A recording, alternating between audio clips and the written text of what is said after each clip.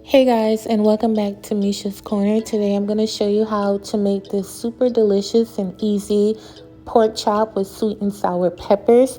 And it was so easy to make and delicious, and I made it in the air fryer. Speaking of an air fryer, today's video is brought to you by Aki Home air fryer, and this is what it looks like. It's very sleek, and all of the information will be in my description box if you want to cop one. And so this is what the basket looks like. It's glass, which I've never seen a glass one before, so I'm interested to see how it works out today. What really caught my attention was the glass in the front. I guess you can actually see your food as it's cooking, so I really liked that about the basket. They also give you a booklet with some recipes, and they look really good, and I think I'm actually gonna make some of them, especially that French toast. Y'all know I love me some French toast. But we low on the carbs right now, y'all. And they also have the description manual. All right, so these are the ingredients to make the sweet and sour peppers. I couldn't find the bigger bell peppers in the different colors, so I'm using the small ones, but whichever ones you have, you can go ahead and use it.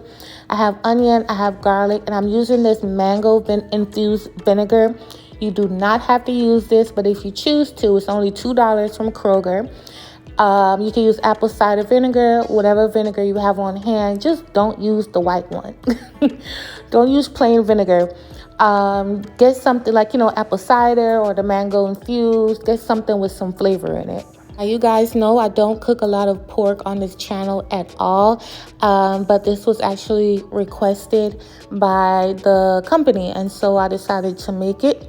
So I'm going to season it by drizzling some oil. Then I'm going to add some ancho chili powder, some Tony, some salt, and cayenne. Just keeping it pretty simple. You can season it however you want.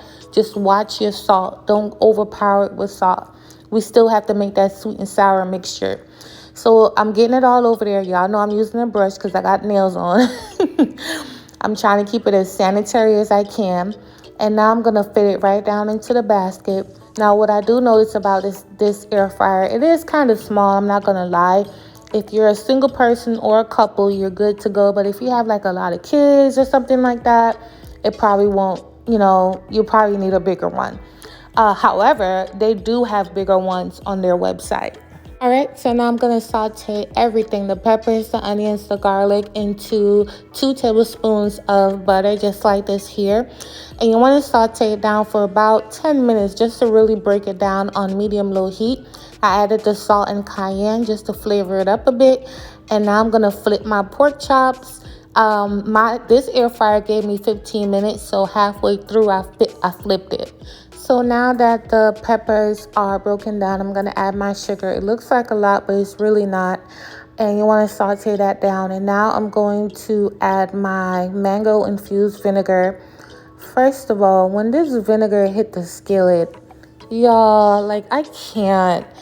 I'm definitely going to use that vinegar in a lot more recipes and dishes. Like I said, it's only $2. So if you're considering to get it, it's in the Kroger supermarket. It's $2 and I think 60 cents. So now I'm going to put everything together just like this. I'm going to put my pork chop down, put down some sweet and sour peppers. The peppers were really good. I did taste that. Just like this. And then I'm going to plate it all up and show you guys what it looks like.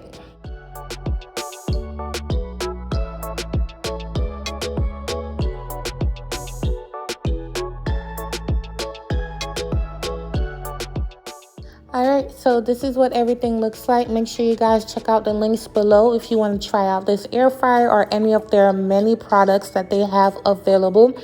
And I'll also have the link below for you to purchase your own, air fryer. So these are what the pork chops look like up close. I wanted to cut into it so you guys can see. And like I said, it was easy to use. The cooking time was spot on. It did take 15 minutes on 370. That's the option that it gave me for meat to roast. And so it was good to go. So this is what the inside looks like. And yeah, so thank you guys for watching. Hope you enjoyed this recipe.